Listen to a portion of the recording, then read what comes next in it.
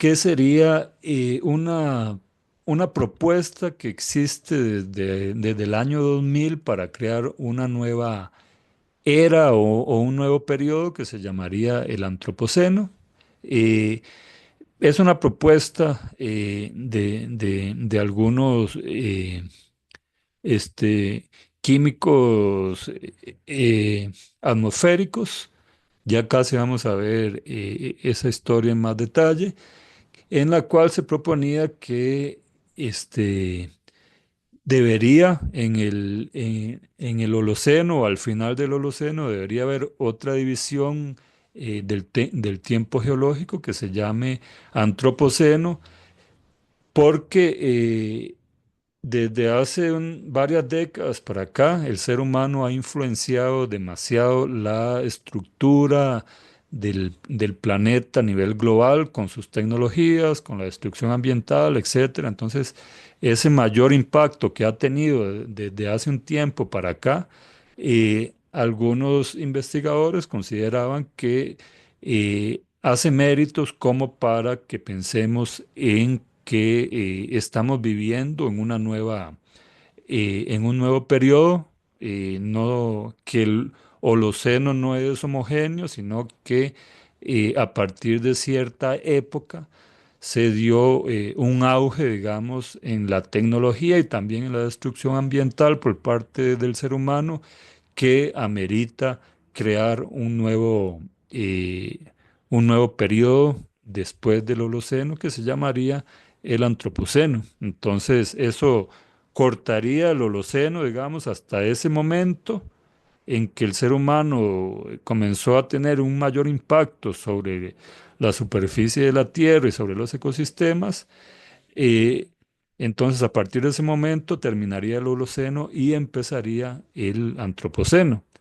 Entonces, básicamente lo que vamos a hablar es de en qué momento teóricamente ocurriría eso o ocurrió. Eh, este señor,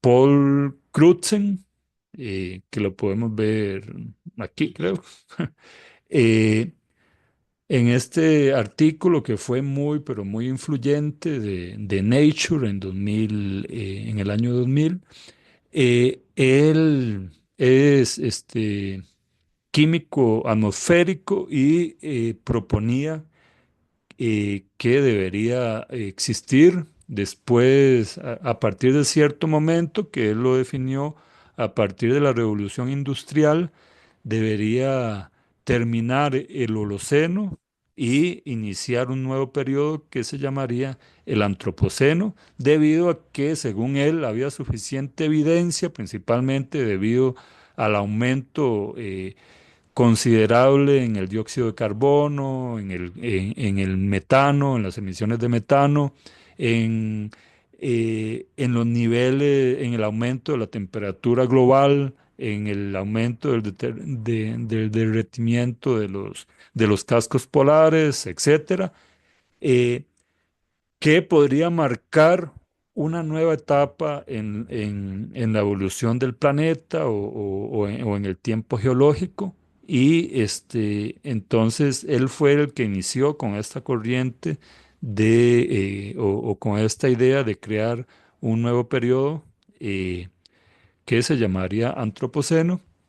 Y la verdad no fue algo nuevo, no fue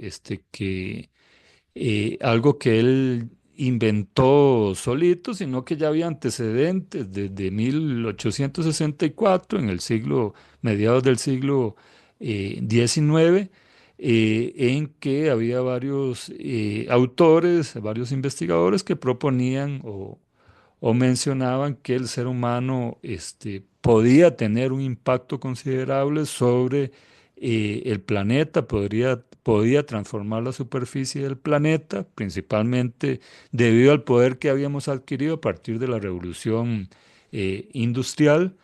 Entonces vean que ya en 1864 se estaba hablando de eso, incluso ya para finales del siglo XIX, Antonio Stopani propuso que deberíamos hablar de un periodo llamado antropozoico, para destacar el impacto que ha tenido el ser humano sobre el planeta. Entonces vean que desde hace más de un siglo ya se hablaba de una idea muy similar a la que propuso Paul Crutzen y ya avanzando más aquí en la línea del tiempo, vemos que antes de la propuesta de Paul Crutzen existía la del antropozoico, ¿no? Un siglo atrás, y después una más contemporánea fue la propuesta por Michael Sandweiss, que él propuso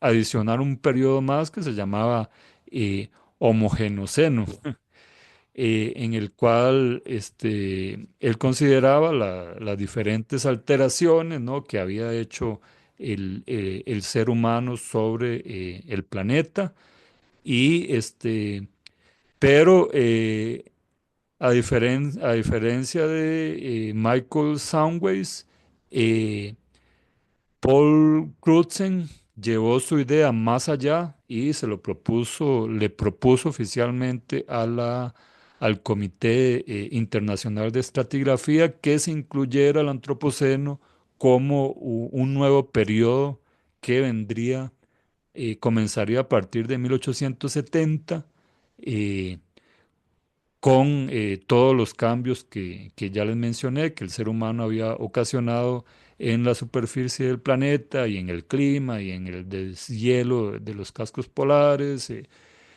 y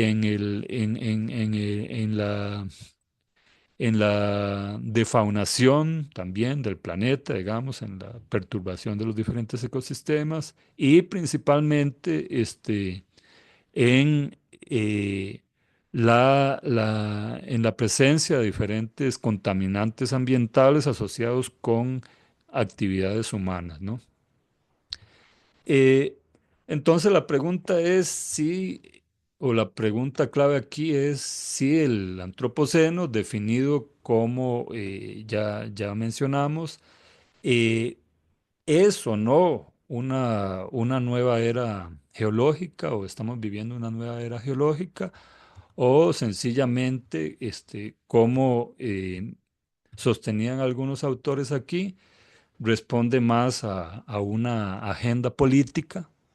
Eh, entonces, para saber eso, si es una unidad geológica o si es algo más político o parte de una agenda ambiental, eh, La, la, la comisión, se hizo una comisión de trabajo en el Comité Internacional de Estratigrafía para investigar si realmente era un periodo válido el que estaba proponiendo este, este señor, Paul Crutzen, ¿no? En el año 2000. Eh, entonces, a partir de la investigación hecha por el grupo de trabajo que formó el Comité Internacional de Estratigrafía, se llegó al- a varias conclusiones. Una interesante a la que llegaron los especialistas es que quizás el periodo que realmente podría estar más asociado con esa huella que comenzó a dejar el ser humano en el planeta, podría ubicarse en el momento o en el momento, en la época inmediata a la Segunda Guerra Mundial, que sería a partir de 1950 más o menos, que es el periodo denominado el periodo de la gran aceleración. Entonces, es un periodo en que las actividades humanas comenzaron a impactar más fuertemente la superficie del planeta y todos los ecosistemas eh, que la conforman.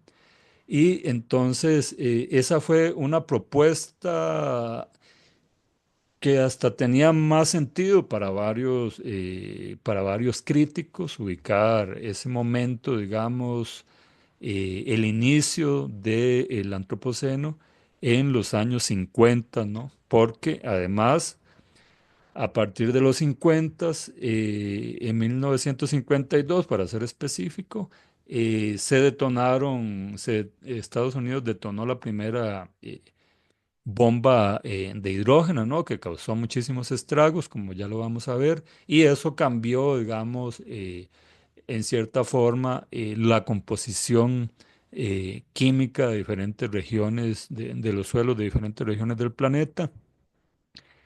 Entonces, a lo que se llegó en esa investigación que hizo el grupo de trabajo del comité de la Comisión Internacional de Estratigrafía fue que si realmente existió ese periodo, debería ubicarse más o menos por los años 1950, en donde el ser humano habría tenido un mayor impacto sobre el planeta, ¿no? Eh, Más que todo sobre la ecología y la composición química del planeta. Sin embargo, se rechazó eh, ya en el 2024, en marzo de 2024, se rechazó la propuesta del Antropoceno como un nuevo eh, periodo geológico. Y entonces ahí ya se acabó, digamos, con esa polémica, por lo menos temporalmente, de si era o no era una unidad geológica del tiempo válida el Antropoceno. Bueno, la comisión dice que no lo es. No obstante, sigue siendo un concepto o un periodo importante, útil, digamos, para diferentes aspectos que ya vamos a mencionar. Eh, entonces, precisamente en estos artículos que habíamos leído, se habla sobre este tema, ¿no? De que a pesar de que no se puede considerar el antropoceno como un tiempo geológico específico o válido, aún así este, es importante tenerlo en consideración, más que todo pensando en la agenda ambiental, ¿no? Eh, Ha beneficiado digamos, este concepto del antropoceno ha traído varios beneficios a la sociedad actual, principalmente para generar conciencia sobre el impacto humano sobre los recursos naturales y la tierra en general. Entonces vean que ha impactado grandemente las ciencias ambientales, también la geología, la economía, incluso la sociología, porque se ha dado, digamos, esa nueva, o se le ha dado énfasis importancia al análisis de la respuesta social a la degradación ambiental y de cómo esas problemáticas ambientales que son tan frecuentes en todas las sociedades humanas contemporáneas afecta los diferentes grupos sociales que existen ahí. ¿Será que las sociedades más avanzadas tecnológicamente, que son las que más destruyen, sufren menos que aquellas menos por la destrucción ambiental, que aquellas menos avanzadas tecnológicamente? ¿Será que las sociedades menos avanzadas tecnológicamente destruyen menos el ambiente que eh, m- sociedades más avanzadas como Estados Unidos o China, por ejemplo? ¿Será eso cierto?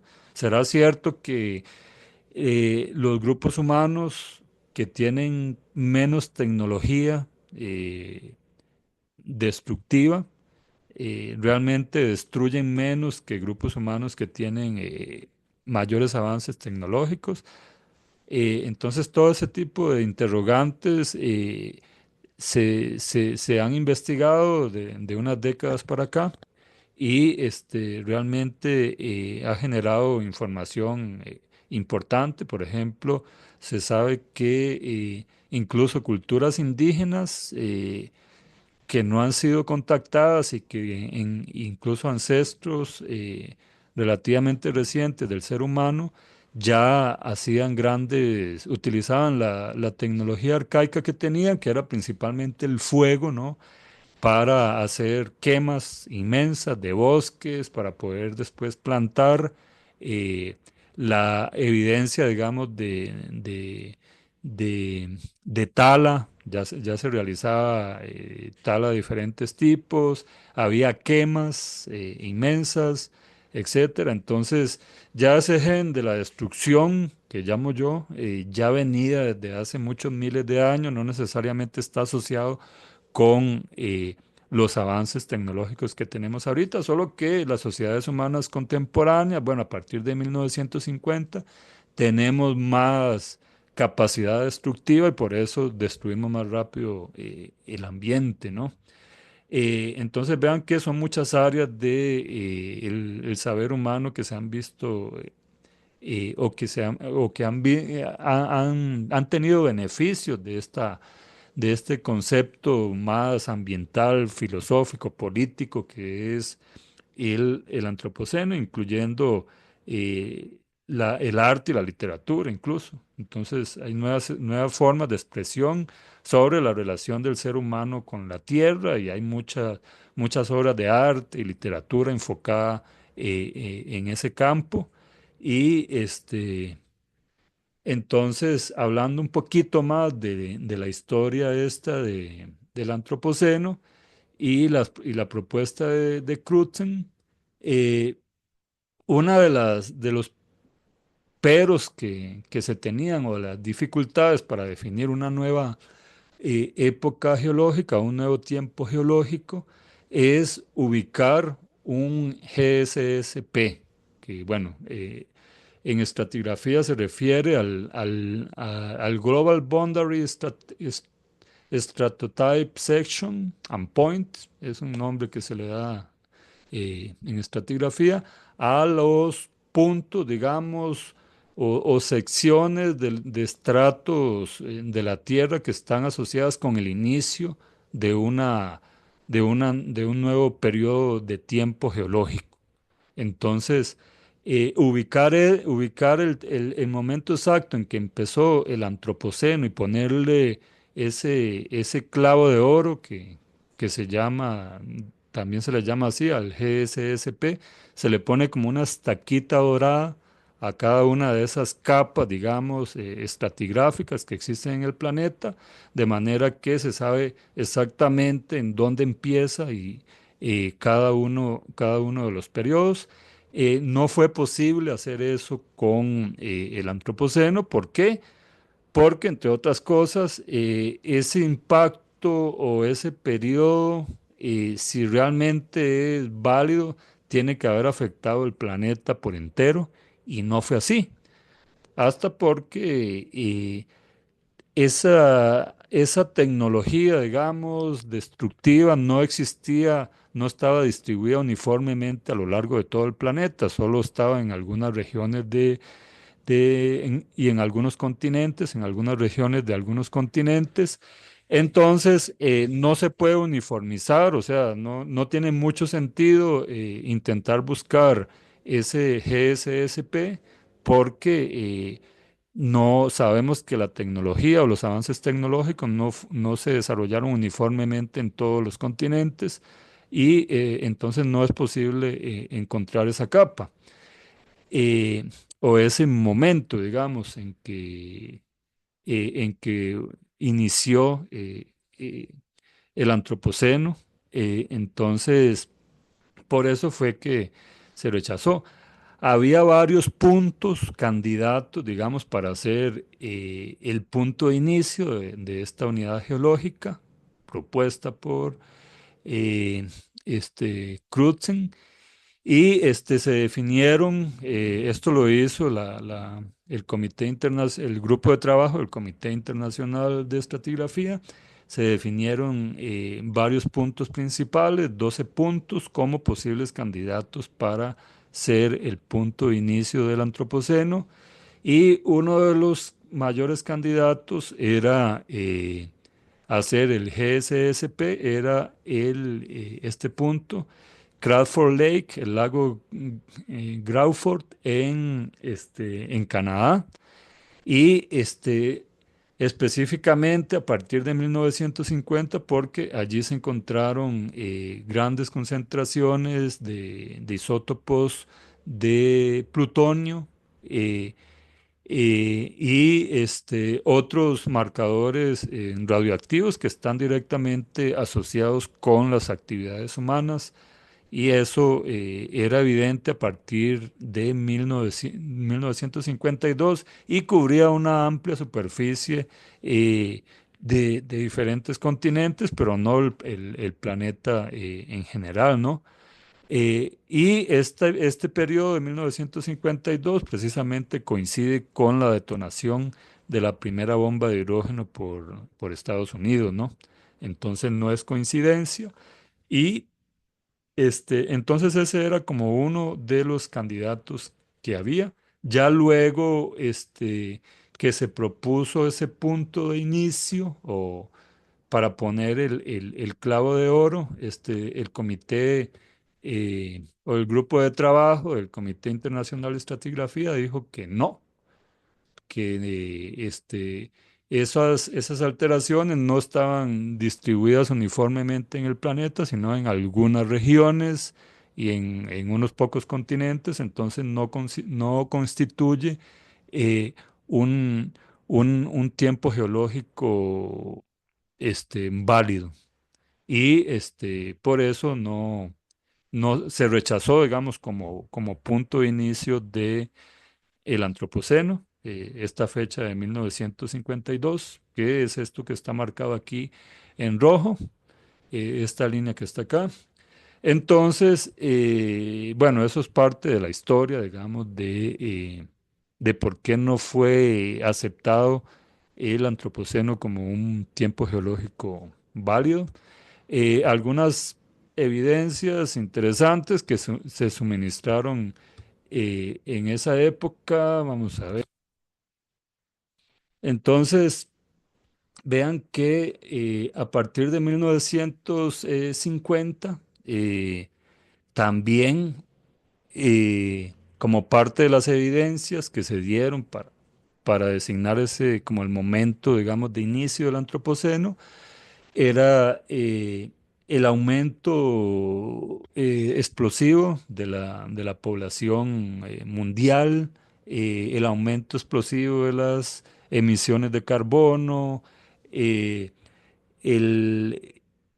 la producción masiva de acero y hierro que comenzó a incrementarse eh, demasiado a partir de 1952 y también la contaminación por plásticos, la contaminación por todo tipo de basura y el consumo industrial eh, de comida o principalmente de carne. La producción mundial de carne aumentó muchísimo a partir de 1950, entonces fue como el punto de partida para muchos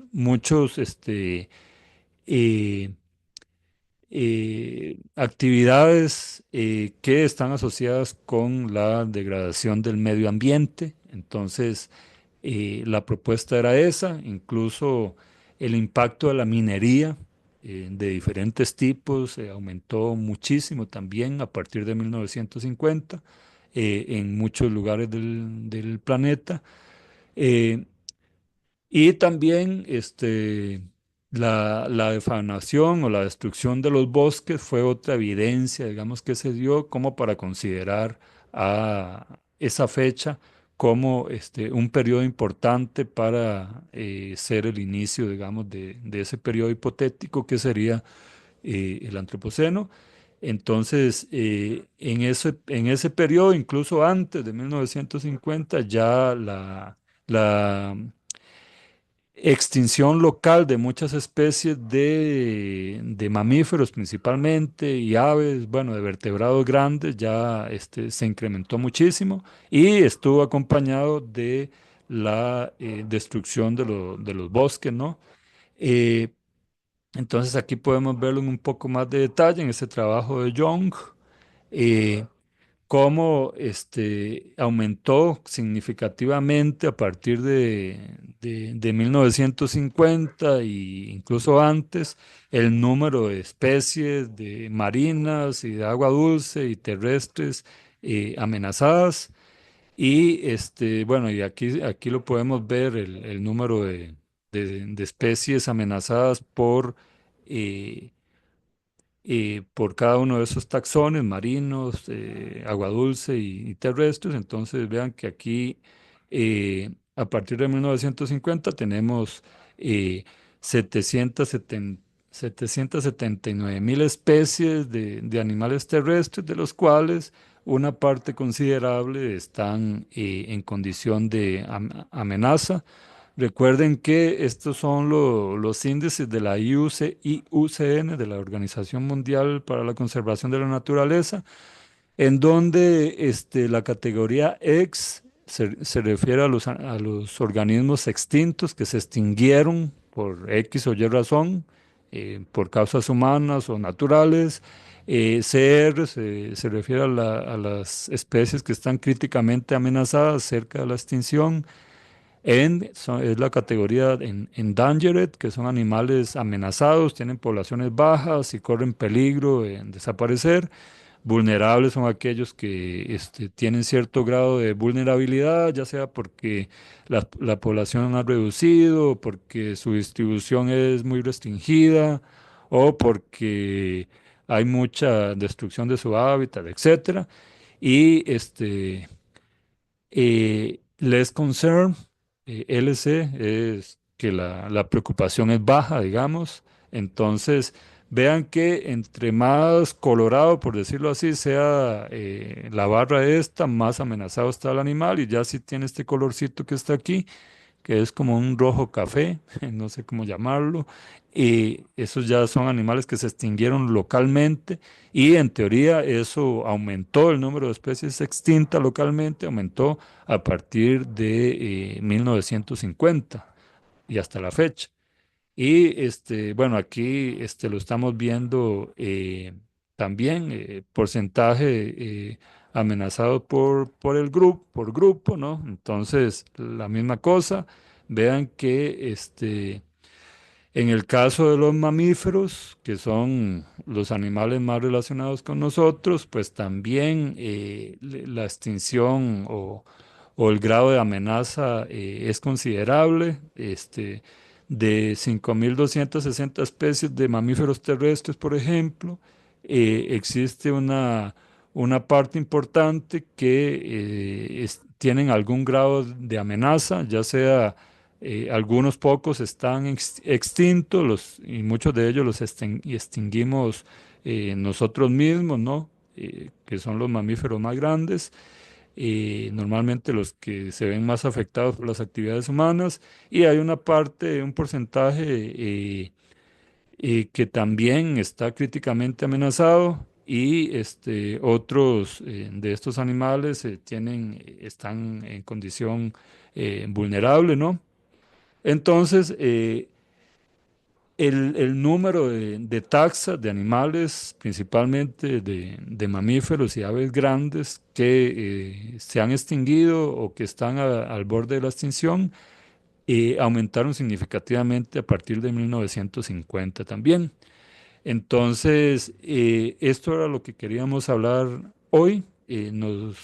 Espero que haya quedado claro. Solo aclarar que el impacto humano sobre los mamíferos, sobre la mastofauna que llamamos nosotros, sobre los mamíferos más grandes como los mamuts, diversos tipos de elefantes, perezosos, camélidos, etcétera, se remonta muchísimo más atrás, digamos, cuando estaban realizándose eh, las primeras migraciones, digamos, del ser humano para conquistar diferentes territorios como Australia, como diferentes islas del sudeste asiático, cuando el ser humano llegó a América también.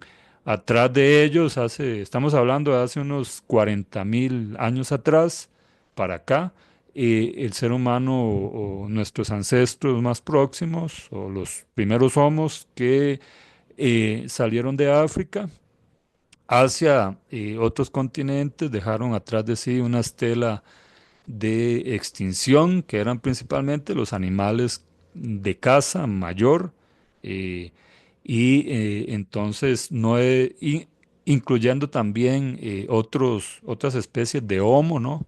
Que coexistían con nosotros, también fueron cazados, ya sea para comer o sencillamente para eliminar competencia. Entonces, eh, en ese aspecto, la defaunación no es algo que comenzó a partir de 1950, sino que comenzó a partir de la aparición casi que del ser humano moderno